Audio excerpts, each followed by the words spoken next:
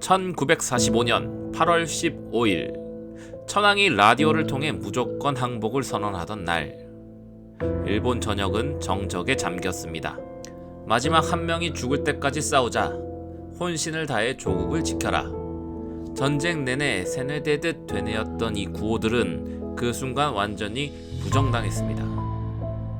사람들은 눈을 질끈 감았고 어떤 이들은 그대로 쓰러졌으며, 더 이상 존재할 이유가 없어진 군인, 관료, 우익 청년들 중 일부는 자신의 모든 것을 부정당한 채 침묵하거나 무기를 들었습니다. 그리고 9일 후 1945년 8월 24일 새벽, 한 지방 도시에서 불길이 치솟기 시작합니다. 시마네현 마스에시, 작고 조용한 행정도시의 심장부, 현청과 의사당, 방송국, 신문사, 발전소가 잇따라 불길에 휩싸였고, 그 현장엔 정체불명의 무장 청년 조직이 있었습니다. 그리고 그들은 외쳤습니다. 천황폐하 만세, 무조건 항복은 거짓이다. 진정한 쇼와 유신을 다시 시작하자. 일본이 패전을 받아들였다는 그 순간, 몇몇은 전쟁을 끝내지 않기로 선택한 것이었습니다. 오늘 제2파일이 전해드릴 이야기, 마스의 소요 사건은 일본이 공식적으로 항복한 9일 뒤 일본 국내에서 발생한 조용한 반란, 그리고 일본 우익의 마지막 몸부림입니다. 이건 일본이 저지른 범죄의 종말이 아니라 그들이 벌인 전쟁을 인정하지 않겠다는 선언이었습니다. 1945년 8월 15일 정오, 천황 히로히토는 일본 전역에 방송을 송출합니다. 이른바 오금 방송. 수천만 일본 국민이 귀를 기울였고, 전국 어디서나 숨을 죽인 채 스피커를 바라보았습니다. 전쟁은 종결되었다. 우리의 미국, 영국, 중국, 소련 4개국의 포츠담 선언을 수용하였다. 목소리는 부드러웠지만 그 내용은 전쟁을 완전히 부정하는 것이었습니다. 이 순간 전국에서 수많은 사람들이 실신했고, 일부는 자결을 택했습니다. 하지만 모두가 받아들인 건 아니었습니다. 도쿄는 지배층이 이미 전쟁 수행이 불가능하다는 것을 알고 있었고, 정부는 조용히 연합군과 항복 교섭을 진행하고 있었습니다. 하지만 지방도시, 특히 시마네현 마스에시와 같은 곳에서는 그런 정보가 제대로 전달되지 않았고, 실제로 항복 방송을 들은 후에도 많은 이들이 그건 연합군이 만든 가짜 방송이라고 하며 믿지 않았습니다. 이는 단순한 정보의 단절 때문만은 아니었습니다. 당시 일본은 국민을 황국의 신민으로 규정하고, 어릴 적부터 천황폐하를 위해 죽는 것이 영광이라는 교육을 반복해왔습니다. 그 결과 20대에서 30대의 청년들은 평생에 걸쳐 전쟁 수행과 천황 충성에 세뇌된 상태였고, 천황이 항복을 선언한 후에도 그 의미를 제대로 이해하지 못하거나 받아들이지 못한 이들이 많았습니다. 특히 예비군, 전직 장교, 민간 우익단체 등에 속했던 이들 중 일부는 그날 이후 마음속에서 또 다른 전쟁을 시작하게 됩니다. 그들은 생각했죠. 천황폐하의 목소리를 조작한 것이다. 정부가 매국노들에게 넘어간 것이다. 그리고 그 생각은 황국의용근이라는 이름의 그림자로 모습을 드러냅니다. 효와 유신을 이룩하자, 매국노들을 숙청하자. 천황폐하의 뜻은 아직 꺾이지 않았다. 이 문장들은 당시 황국의용근이 내부 회람용으로 사용했던 선전 구호들입니다. 그들은 군이 아닙니다. 정규 조직도 아니었습니다. 하지만 스스로를 천황폐하를 대신해 일본을 정화할 집단이라고 믿었습니다. 1945년 8월, 황국의용군은 약 70여 명 규모로 추정됩니다. 이 중 3분의 1은 전직 군인 및 해산된 예비군, 3분의 1은 청년단, 우익 정치단체 소속 청년, 그리고 나머지는 자발적으로 가담한 민간인이었습니다. 특징적인 점은 대부분 20대 후반에서 30대 초반이라는 사실.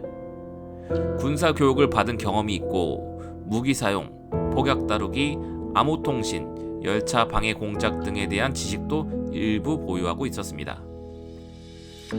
조직의 핵심 간부는 다음과 같은 인물들입니다.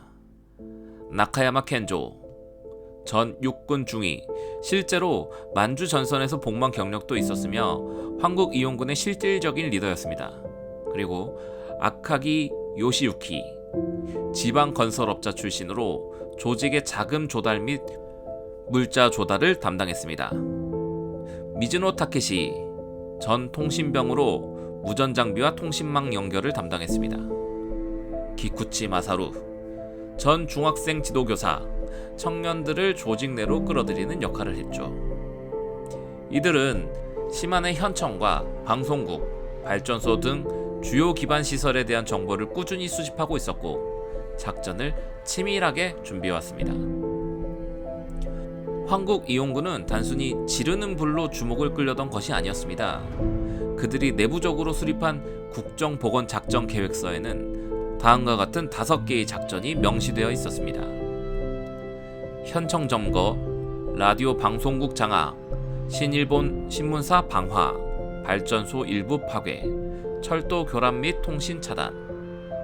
이는 행정마비를 통한 지방정부의 정지와 정부 항복 부정 메시지를 전국에 송출할 것이고 언론의 항복 보도는 모두 거짓이라고 주장할 것이며 혼란 야기 후 자경단 출연 명분을 확보하며 중앙정부와의 연결 끊기를 위한 작전이었죠. 이 계획은 실제로 1945년 8월 20일 밤 비밀회의에서 최종 결정되었고 4일 후인 8월 24일 새벽 실행에 옮겨집니다. 사건 이후 밝혀진 바로는 무기와 자금의 일부는 전직 장교 네트워크를 통해 조달된 것으로 드러났습니다. 총기류, 만주에서 퇴각하던 군인이 빼돌린 소총 12정과 권총 4정, 폭발물은 탄광 관계자가 유출한 화약 20kg, 군복 및 장비는 해산된 예비군 창고에서 불법 취득하였습니다. 또한 자금은 지역 우익 정치인의 소유한 목재회사와 인쇄소를 통해 세탁된 정황도 드러났습니다. 즉, 황국이용군은 단순한 광신자 집단이 아니라 실질적인 정치, 경제적 뒷배경을 가진 조직적 반란 세력이었던 셈입니다.